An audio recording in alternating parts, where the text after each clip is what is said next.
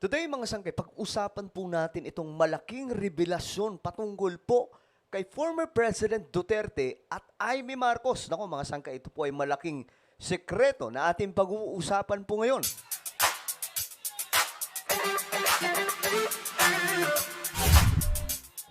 Hello, what's up guys? Kamusta po kayong lahat? Usapang politika tayo.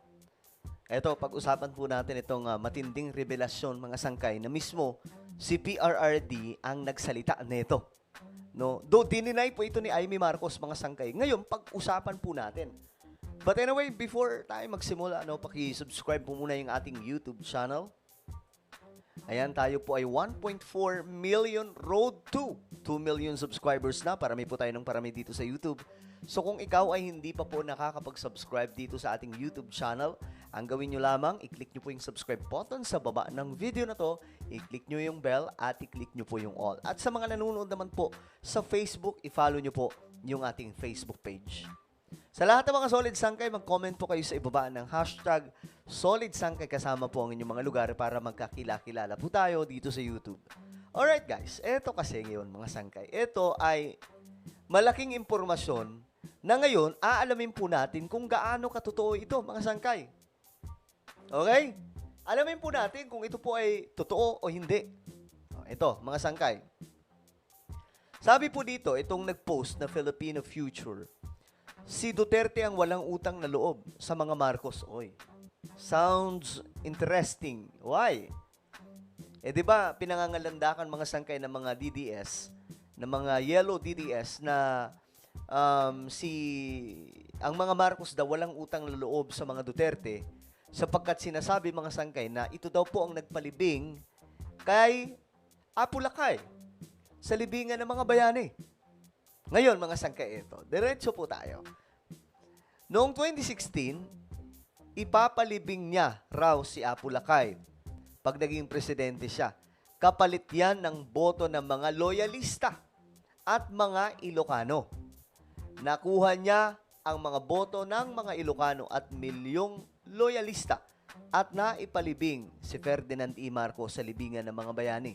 Sa desisyon ng Supreme Court, again, sa desisyon ng Supreme Court, ang pagpapalibing, para po sa inyong kaalaman, ang pagpapalibing kasi kay Ferdinand E. Marcos ay naaayon mga sangkay sa ligang batas natin. Okay? At desisyon din po ito ng Supreme Court. Alam niyo kung bakit, mga sangkay?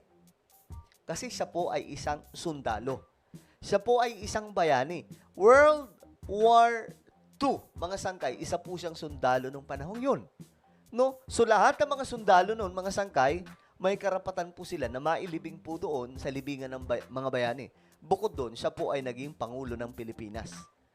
So, yun, ang pangarap ang kahilingan ni Ferdinand E. Marcos, maisama po siya sa kapwa niya mga sundalo na nagbuwis ng buhay noong ikalawang digmaang pandigdigan, which is doon po ito sa libingan ng mga bayani. So, si President Duterte, mga sangkay, ang isa sa very vocal mga sangkay na nagsalita na kailangan na nga po at nag-decide.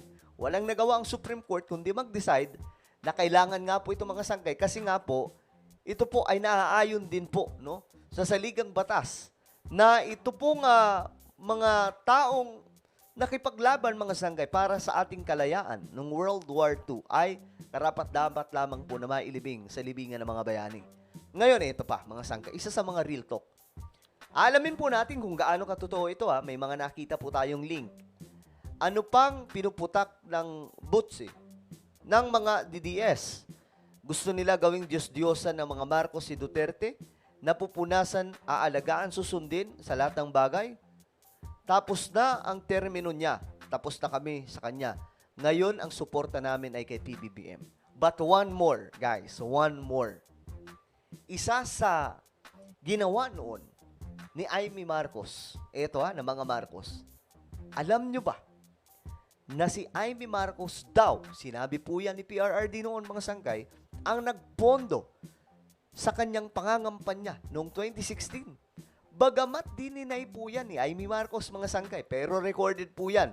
Mamaya papanoorin po natin ang video mga sangkay. Pero ito po muna, tingnan po natin yung mga balita tungkol dyan. Ayan po.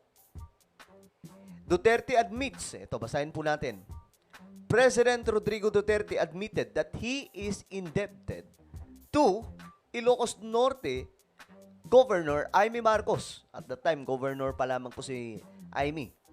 In his first live interview on Philippine television after assuming the presidency, Duterte said that he has debt of gratitude to at least 3 persons, including the Ilocos Norte Governor. Bakit niya nasabi ito? Sabi dito, one of them is Imee. I promised in the debates, I would bury her father in the libingan ng mga bayani. Bakit mga sangkay? Dahil si Imee Marcos nga raw, ito yung claim niya, no? Si Imee Marcos o ang mga Marcos nga daw po yung tumulong maliban po sa boto ng Solid North, ha? Dako, malaking bagay yung pagkapanalo po ni PRRD mga sangkay dahil po sa mga loyalista at the time.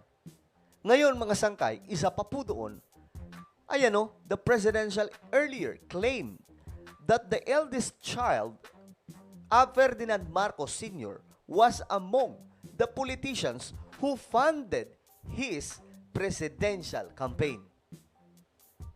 Kapalit po ng ano yan? Pagpapalibing kay Apo Lakay.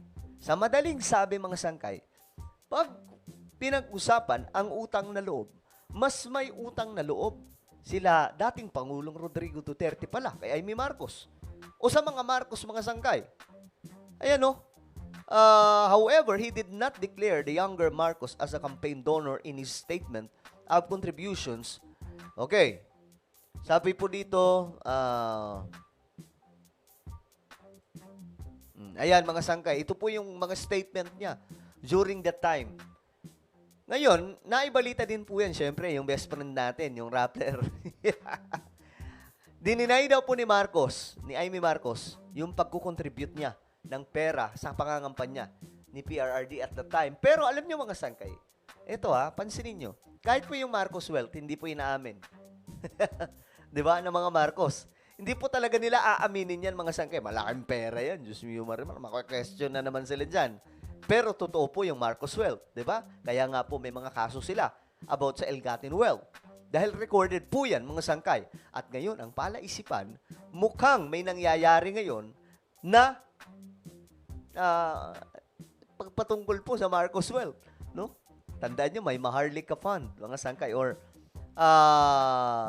tinatawag po ito na Sovereign Wealth Fund, na ngayon ang tawag po ay Maharlika Fund, na pwede po natin i-connecta mga sangkay sa Marcos wealth na mukhang nangyayari na po.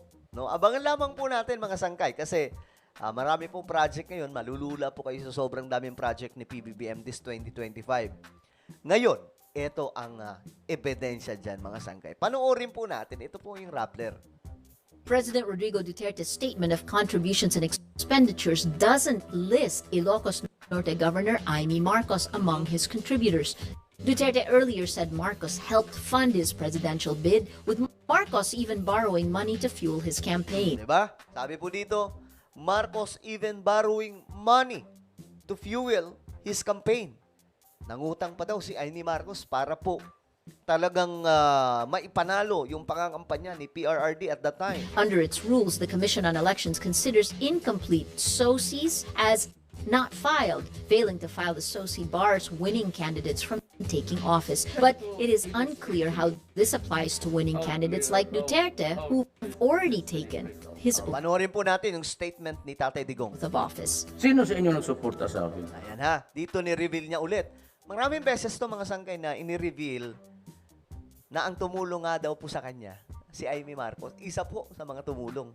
May 3 po ata na pinangalanan siya dito mga sangkay. At isa po dun, si Imee Marcos. Sa madaling sabi, guys, pag pinag-usapan ng utang na loob, ang tanong dito, may President Duterte nga ba noong 2016? Kung walang Imee Marcos na tumulong? Remember, ang tulong po dito ni Imee Marcos, na pwede natin mabanggit, yung sinasabing pagpupondo sa pangangampanya ni Tatay Digong at eto pa, Marcos loyalist. At that time, mga sangkay, talagang si PRRD ang nakita ng maraming mga tao kasi sinasabi nila na look-alike daw po yung leadership kay Ferdinand E. Marcos noon. Though, brilliant, si Ferdinand E. Marcos, hindi po kayang arukin niya ng mga naging pangulo mga sangkay. Pero look alike, no? Kasi, talagang, ano tawag dito? May political will nung kanyang pamumuno. So ngayon, ito, pakinggan mo natin. Step 1 or 1.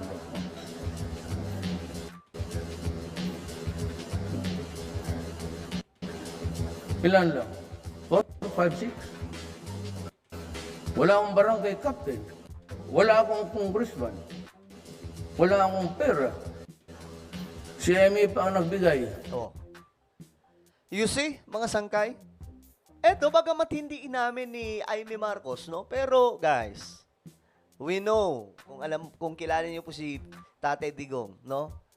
Gets nyo na kaagad yan, mga sangkay. Sabi niya, inutang daw niya. Duterte Diba? So, ngayon, ang tanong, sino ang may utang na loob? Mga Marcos o mga Duterte? Ako, for me, my own opinion, parehas mga sangkay. Kumbaga, wala pong utang na loob parehas eh, kung tutuusin. Kasi kapalit po noon, pagpapalibing po kay Ferdinand E. Marcos sa libingan ng mga bayani.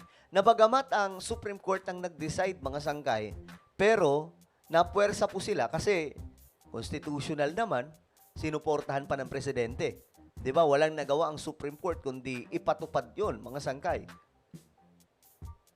Pero, tandaan po natin, wala pong Duterte ng 2016 na mananalo kung walang campaign donor na sinasabi po na si Amy Marcos. At, syempre, yung pwersa ng loyalista, mga sangkay. Kung wala pong mga loyalista, kasi ang loyalista, hindi lamang po yan Ilocos Norte. Buong Pilipinas po yan, kahit po yung Mindanao. Marami pong loyalist at that time. Up to now, marami pa naman. Pero at that time talaga, grabe yung movement ng loyalist. Akala ko nga, ang tatakbo si President BBM. Pero hindi. Nag-vice president siya at that time. So, you see, mga sangkay? Ngayon, kayo ang tatanungin ko. Ano ang opinion nyo tungkol po dito? Sa malaking sikreto ni PRRD at Amy Marcos. Sino sa tingin nyo ang may utang na loob? Sa tingin nyo ba may President Duterte kung walang Amy Marcos noong 2016? I-comment nyo po sa ibabang inyong mga opinion. Meron po tayong YouTube channel. Ito po isang Revelation. Hanapin nyo po ito sa YouTube, guys. Dito nag-upload po tayo ng mga mahalagang content tulad po namang nangyayari sa ating mundo related po sa Bible prophecy. Nako, magugustuhan nyo po yung mga content natin dito. Alright? So, ayun. I-click nyo po yung subscribe, i-click ang bell, at i-click nyo po yung all. Ako na po ay magpapaalam. Mag-iingat pong lahat. God bless everyone.